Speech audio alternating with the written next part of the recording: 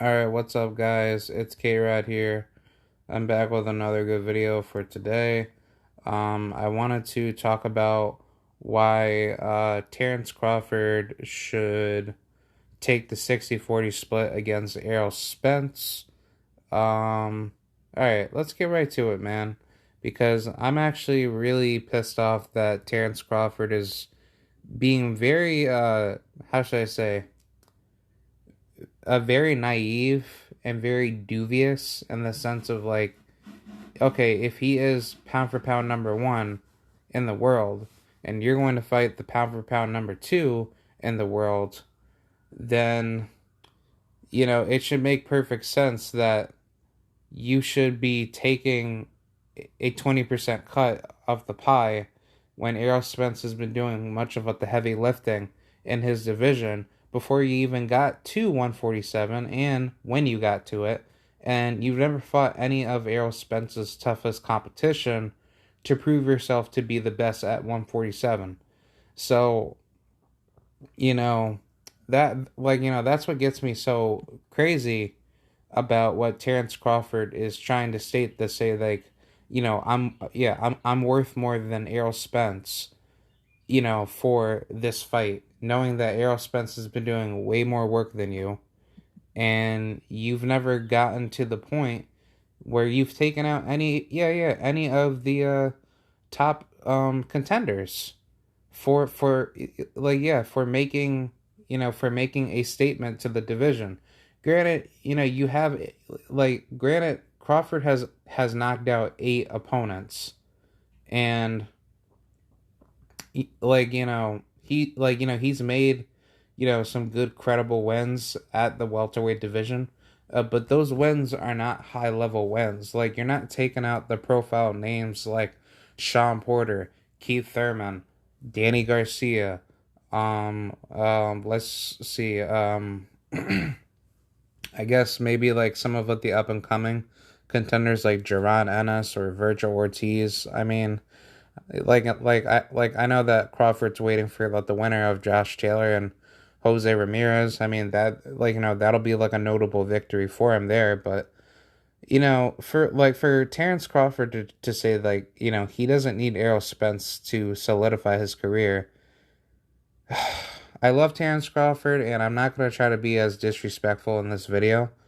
So just like make it seem like I'm just only criticizing for the mere fact that Terence Crawford is making a huge mistake here. But Terence Crawford is not that type of fighter to say things like that when he was in other divisions.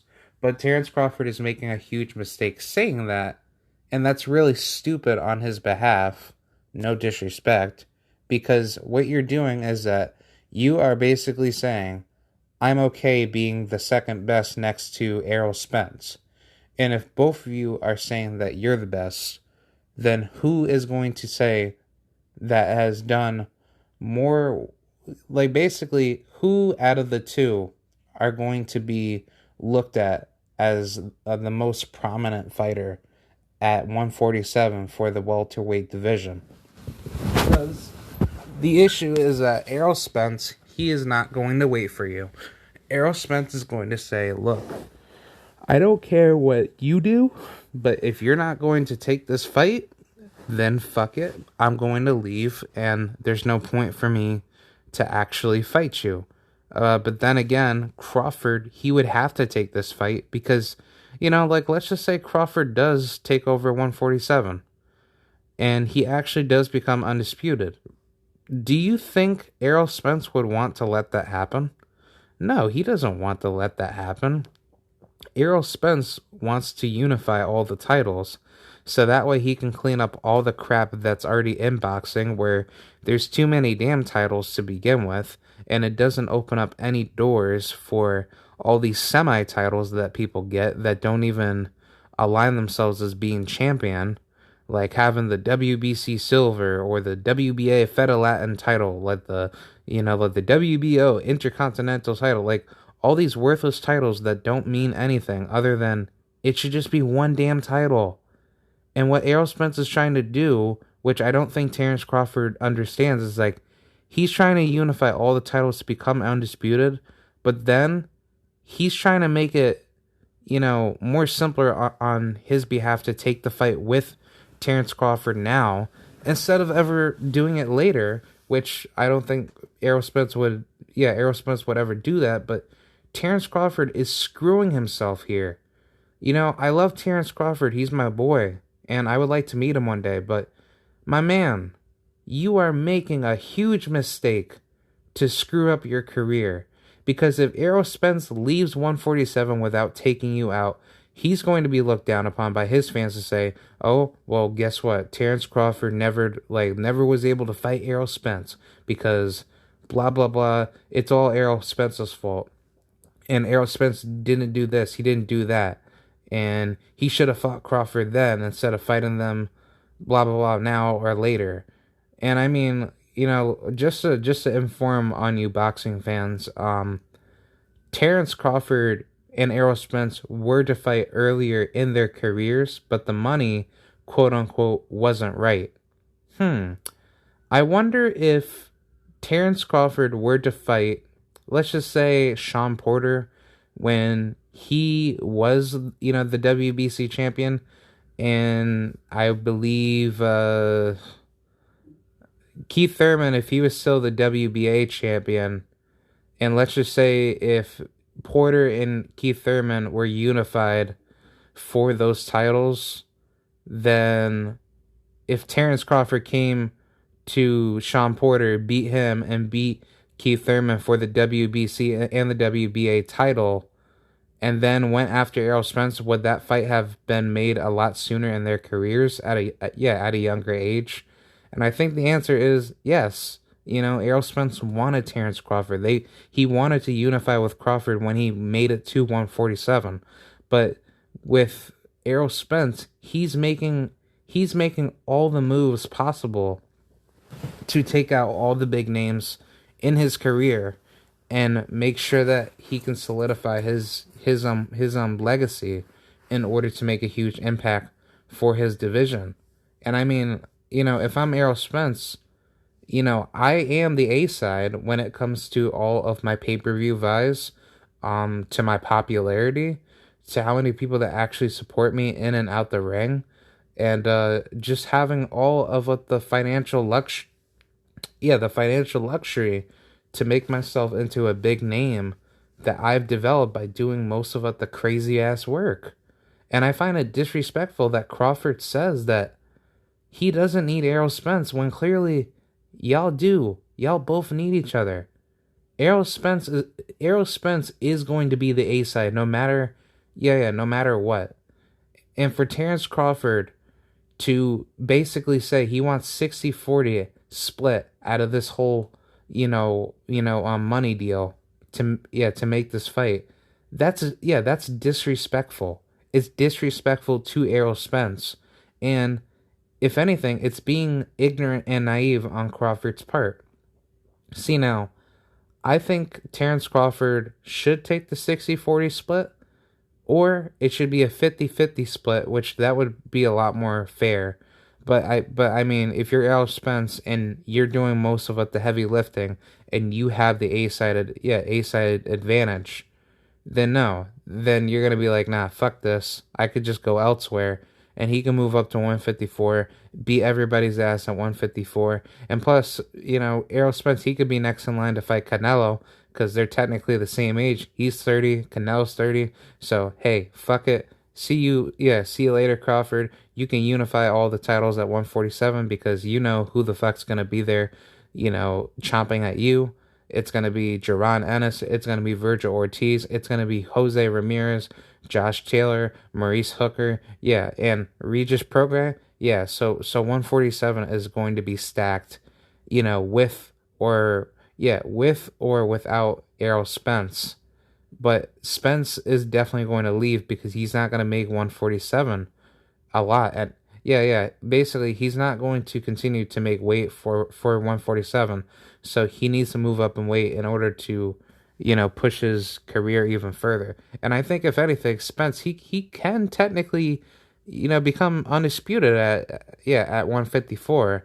And I mean, I don't think that the Charlo brothers would would want to fight Errol Spence for title unifications, but that's just because that he's very good friends with the Charlo brothers. So I think the Charlo brothers are going to make that move to bump up to maybe 160 or 175. Honestly, like I don't understand how that really works out, because that's just as surreal as Tyson Fury and Huey Fury being in the heavyweight division, and yet Huey Fury's trying to become a world champion. But then how the hell are you gonna do that when Fury, which I think Fury's just gonna get his ass beat by Wilder. But yeah, if Fury comes into like the picture to fight Wilder, and then Wilder beats the shit out of Tyson, and then he beats the shit out of Huey.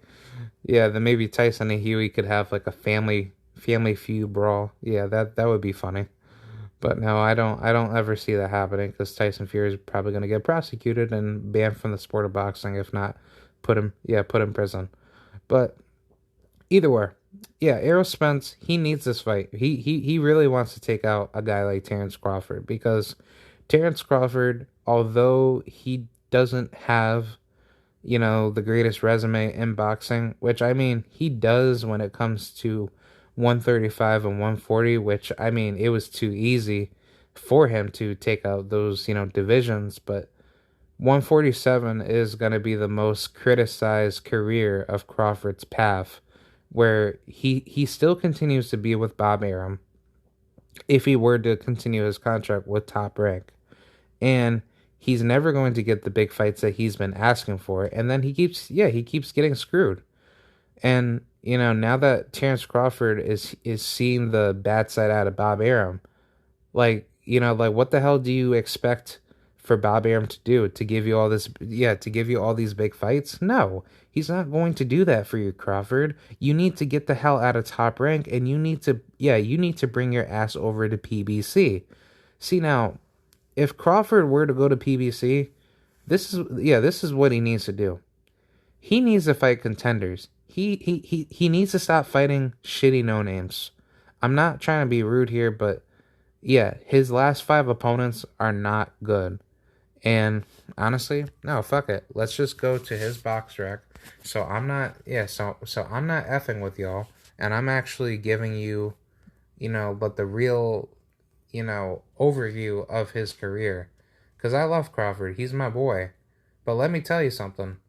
You fighting these guys are not going to get you any better. Okay, Kell Brook, you KO'd him. That was a win that everyone expected you to win. Igiskis Kavaliskis. Nobody doesn't know this guy, and Crawford said he was his toughest opponent yet. Amir Khan. Amir Khan gave a good fight, and let me tell you, that's a good notable win. But Amir Khan does not have, the durability to take Terence Crawford's punching power. So Amir Khan technically just quit, knowing that, it was actually like a good fight, in my honest opinion, even though that Crawford was dominating him. But I think either way, it could have went, to a, unanimous decision. But Crawford just annihilated Amir Khan, so he could have used Keith Thurman at that time. That definitely would have been a good fight. Jose Benavidez Jr. He came off of a very long layoff, and that never made any sense.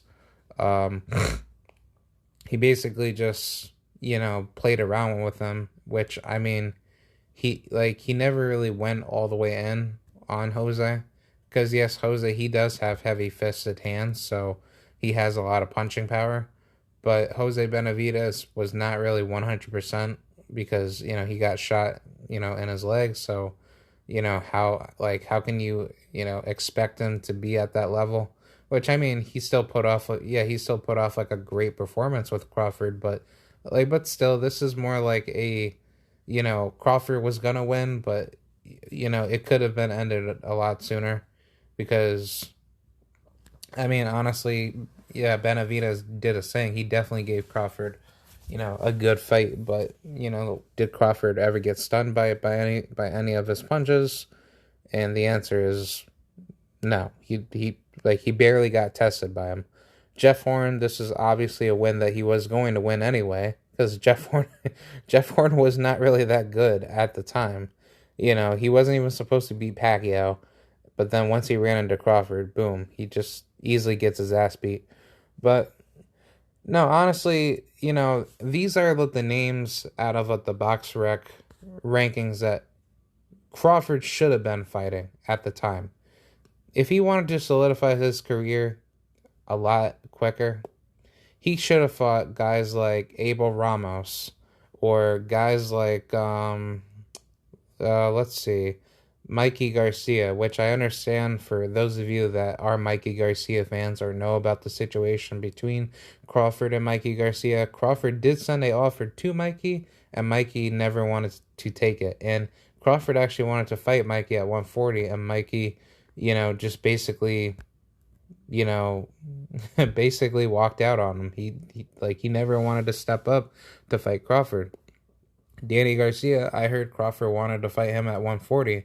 So, Danny Garcia avoided Crawford, I think. I'm not too sure about that. I mean, if he did, then that's just a pure disrespect to, his reputation and his fans because, you're Danny Garcia. You're going to be next in line to fight Errol Spence. But then, why didn't you give Crawford that opportunity for 147? Which, I mean, I'm pretty sure he can fight Crawford, but it's like, dude, like, before then, when you were dominating 147, which we can look at his profile, we can look at these names that he's taken out. Let's see. We'll even go back to, yeah, this is for, I think, welterweight, right? No, catch weight. Yeah, 143. But no, we go back to the Robert Guerrero days. Yeah, he fucked him up, took that title for the vacant WBC welterweight title. And then after that, fought Samuel Vargas. Don't know why he fought him. I mean, he was a good fighter, but not to the extent of being good. I mean, Lucas Matisse, he was actually doing very good back in the day. And I don't yeah, and actually, yeah, he actually beat him. Yeah, he beat him. He beat him at 140. So, yeah, Danny Garcia has like notable victories right there.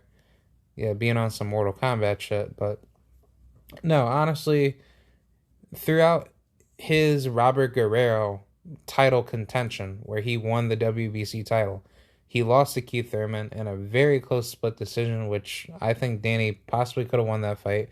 But then after that, he fought Brandon Rios and then lost to Sean Porter when I believe Keith Thurman vacated his belt because he got injured. And then fought Adrian Granados. That was just for WBC silver. And then now he's fighting Errol Spence. Oh, and don't forget Ivan Redkach. But yeah, I mean, Danny Garcia would have been a very good opponent for Errol Spence at 140, or no, Terence Crawford for 140 or 147.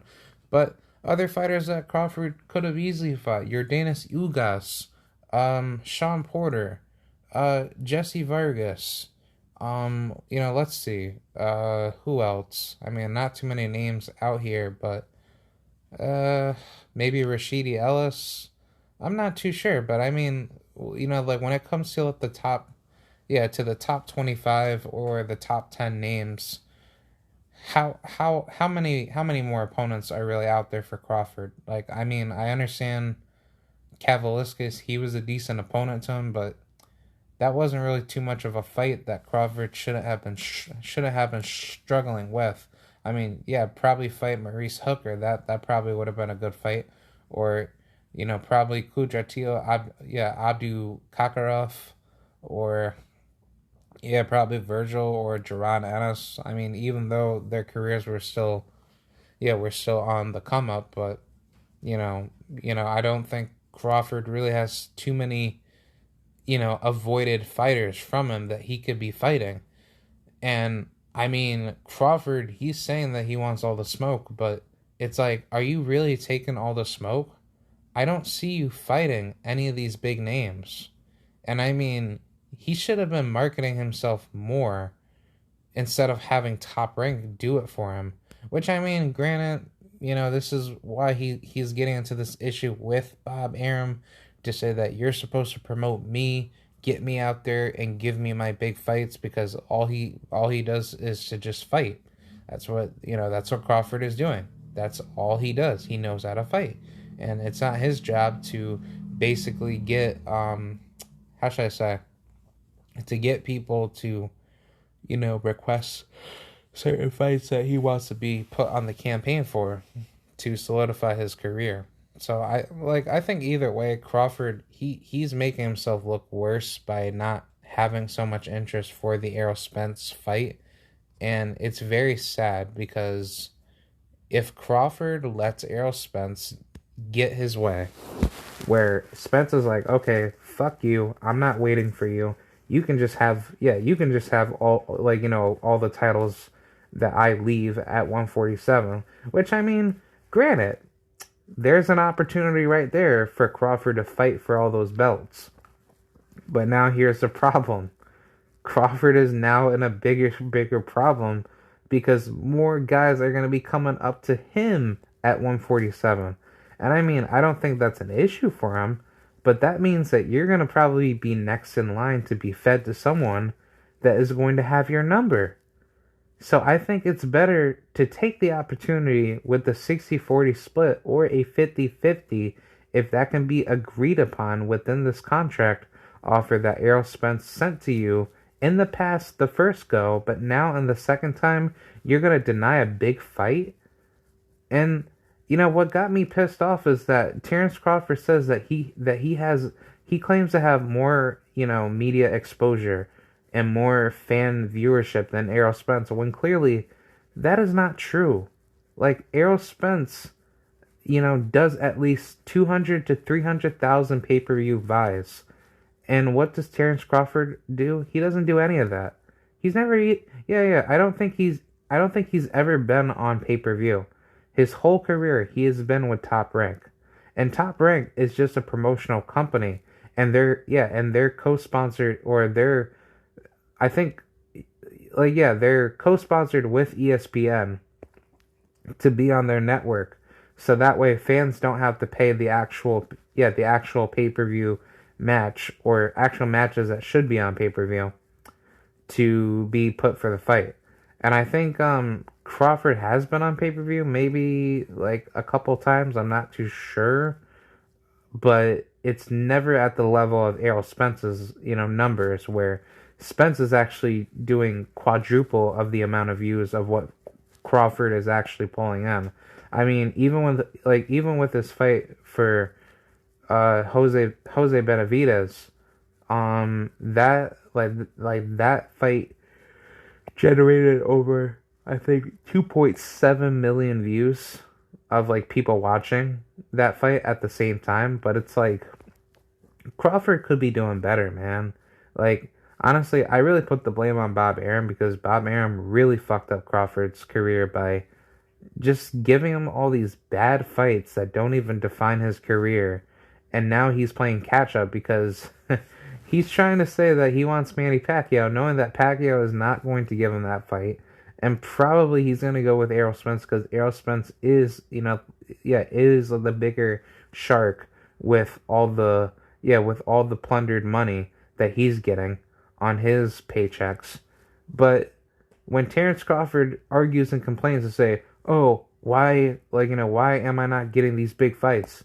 I should be pound for pound number one, or I'm pound for pound number one, and I should be the more popular fighter," people are just going to come back and say to him to say, "Who the hell have you fought at 147 to make yourself a more a more popular fighter that people want to come to see you?" Which, I mean, he is popular. Let's not forget about that. Crawford is a very well-talented fighter, but here's the issue.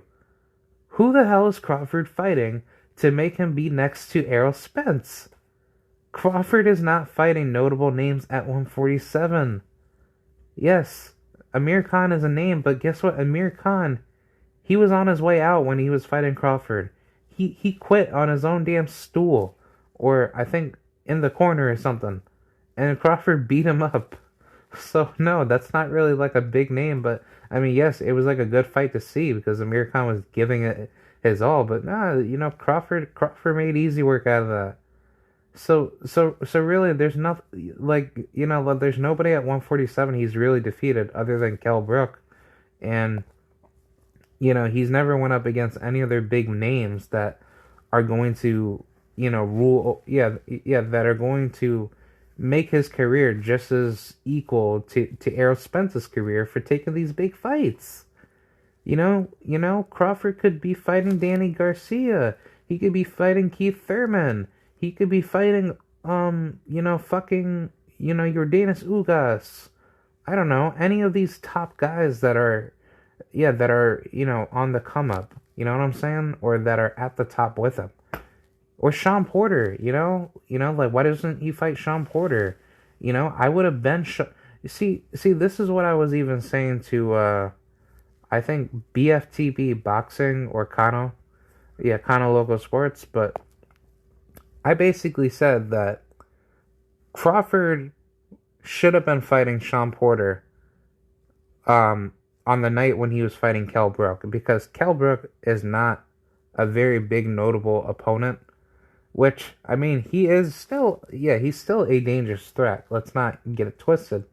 But Sean Porter would have been a much better opponent for Crawford, and the amount of viewership and the amount of revenue that would have been generated for that fight would have made way more fucking money than the Kell Brook fight.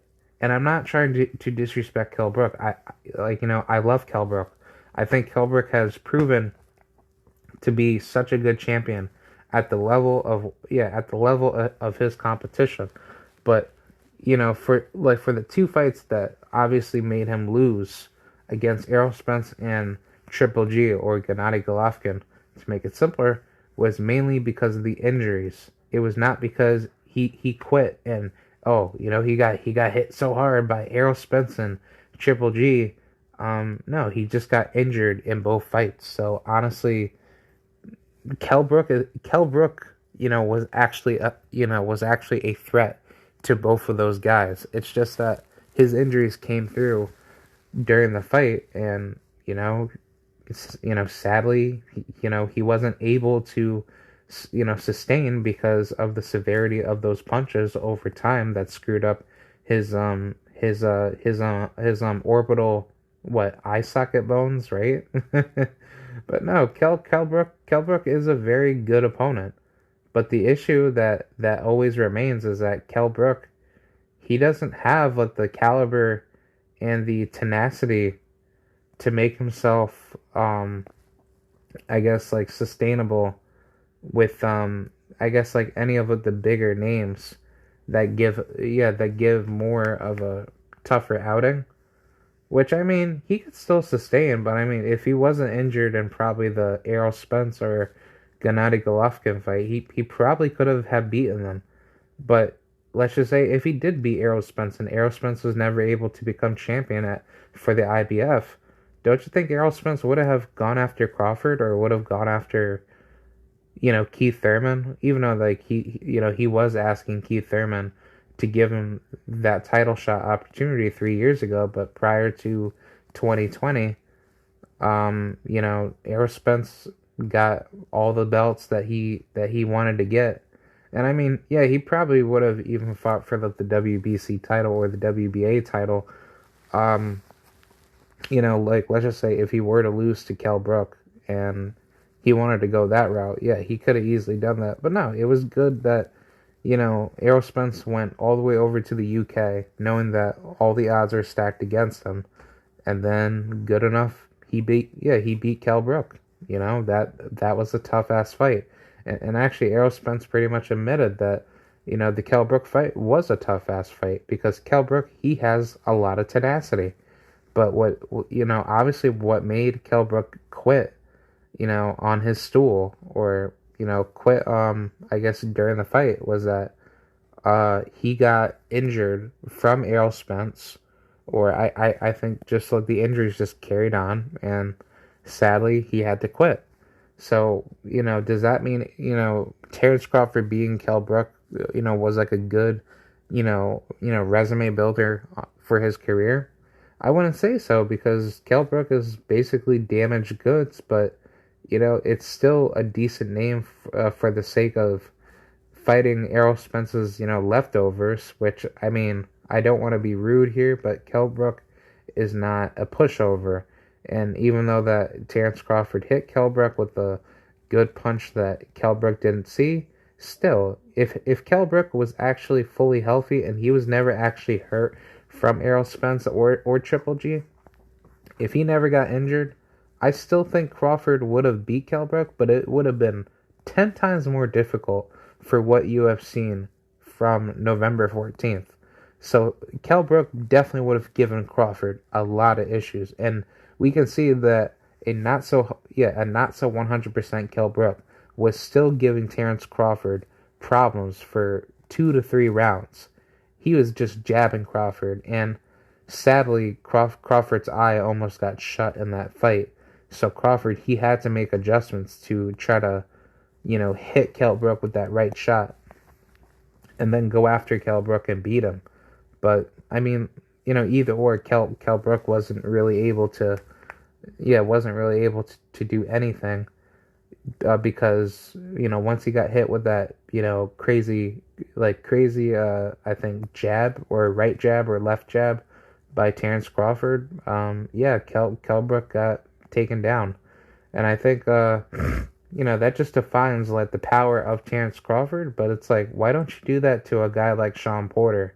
Everybody knows that Kell Brook, he wasn't 100% against Terence Crawford. There was like a lot of questions going on with how he would take take his punches, and then for Kell Brook being out of the game for so long, and for him to train 5 months leading up to the fight, how would he have been able to sustain, I guess, like Crawford's pressure? But I think either or.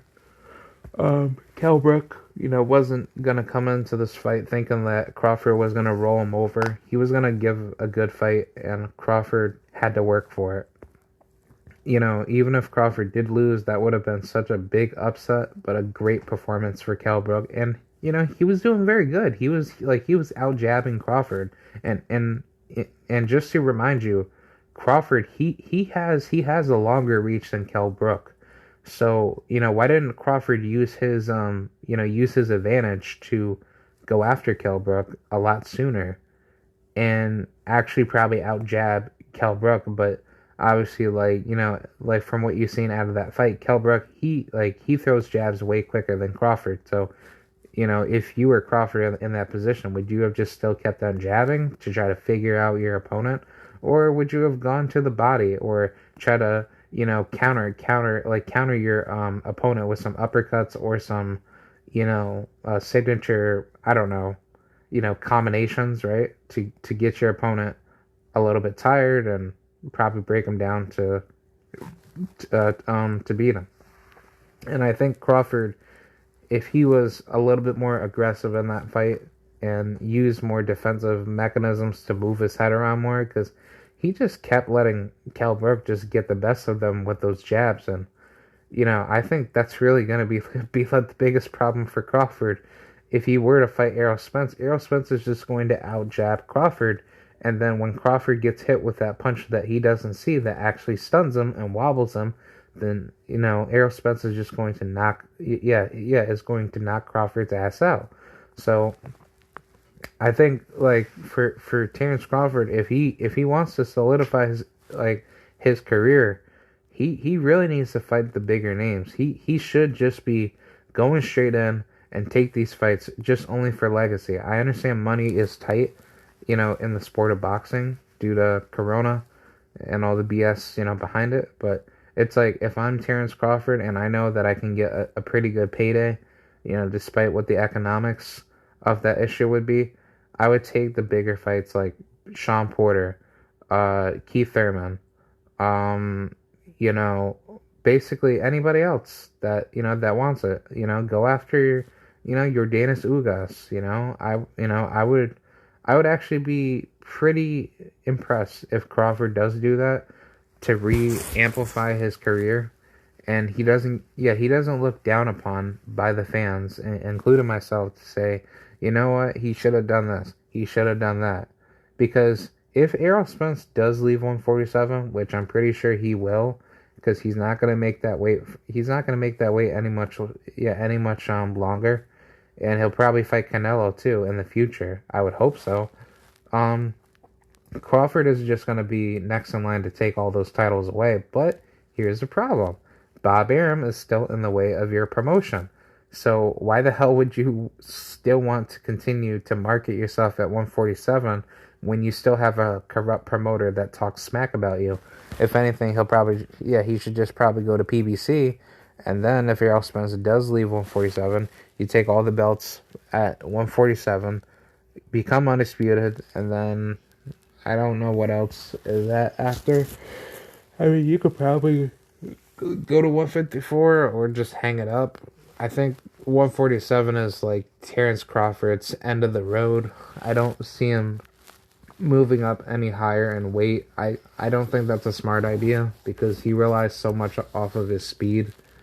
But no, I think 147 is pretty much like the last stand for Crawford, and I think if he really wants to make a statement for defining his legacy in the division, he should really take the Errol Spence deal for the 60-40 split, because you're still going to make a crap load of money anyway off of the pay-per-view buys, so that pretty much adds up for the 20%, I guess like 20% cut that Crawford wants to say that he should be deserving the 60-40 split for.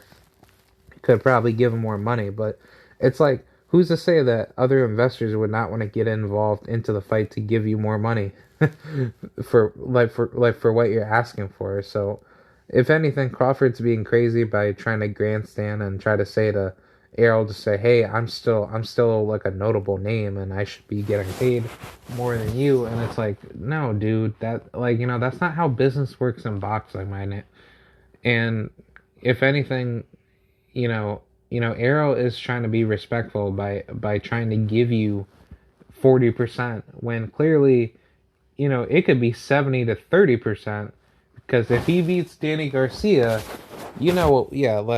what's going to happen next. He's going to basically say, no, I want 70-30 split because I just now beat Danny Garcia. If Errol Spence were to beat Danny Garcia, come, December 5th. But, let's just say if Garcia actually beat Errol, then 50-50. 50-50 would actually, make a good deal. But then again, I just think with Errol Spence's great tenacity and his dedication to the sport of boxing, I think Errol Spence is just going to be the one, steamrolling, 147. And I think if anything, he's gonna have to fight Terence Crawford. And I'm pretty sure if I was Errol Spence, I would just tell Crawford, dude, take the cut, or if anything, I don't know. If I was to be generous, I would just say, fuck it, I'll just give you 50-50, or just let you take maybe a little bit percentage higher, maybe I don't know, 55-45, I don't know. I'm just making shit up, but either way, I think it's all Crawford's fault for trying to make this fight a lot harder to be made. And I would hope that the fight does get made, because Errol Spence, he really wants Terence Crawford on his resume, which I think it could be a possibility for Errol Spence to defeat Terence Crawford, but you never know, because this is a 50-50 fight. So, why can't Terence Crawford just take this deal and just fight Errol Spence? He already knows that there's going to be so much money involved. So it's like, why would you be so worried about who gets, the split, when you know that if you do defeat Errol Spence, you will be the A side of this fight. So you don't care either way, because Errol Spence is going to have to rematch you for the titles. If you were to beat him, or if you were to be beat by him, you're still going to have to rematch him, because you would probably want a rematch clause for this fight. So that's basically what I'm saying to y'all.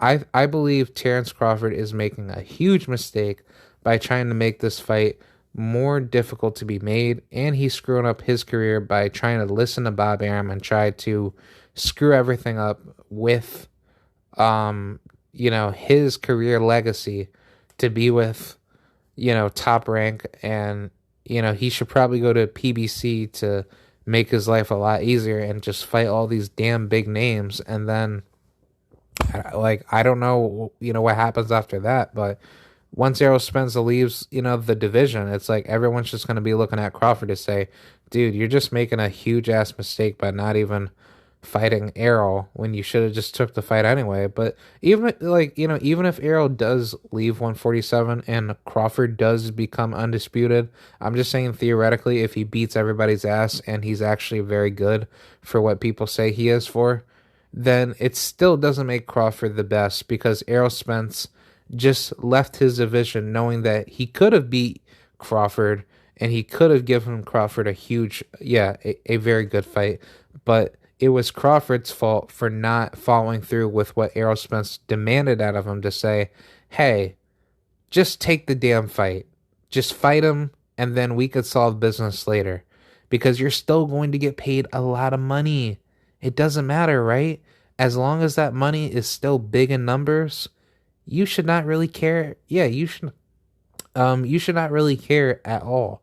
But Crawford's making a huge ass mistake by being ignorant and naive to not take the fight with Errol Spence to make his career better, because these two do need each other. The fans keep saying make the damn fight, and what does Terence do? He keeps grandstanding himself. He keeps making himself more, despicably ignorant to make himself feel like that he deserves more than Errol Spence, that has been doing most of the damn heavy lifting at 147. Errol Spence could have easily moved up in weight. He could have beat the shit out of Canelo. And, if he wasn't so close, with the Charlo brothers, theoretically, he could take out Jamal and Jermell Charlo. I'm just putting that out there. I think Errol Spence would annihilate those two. But then again, that's a whole nother timeline. But, I'm just saying as a fan, make this damn fight happen. And Terence Crawford needs to stop, basically being on being on weed and try to think that, he deserves everything when clearly Errol has been doing most of the heavy lifting. But no, I got mad love for both of them, so no hard feelings. All right, so let me know what y'all think about this Terence Crawford and Errol Spence drama, and I will see y'all later. Thank you. Bye.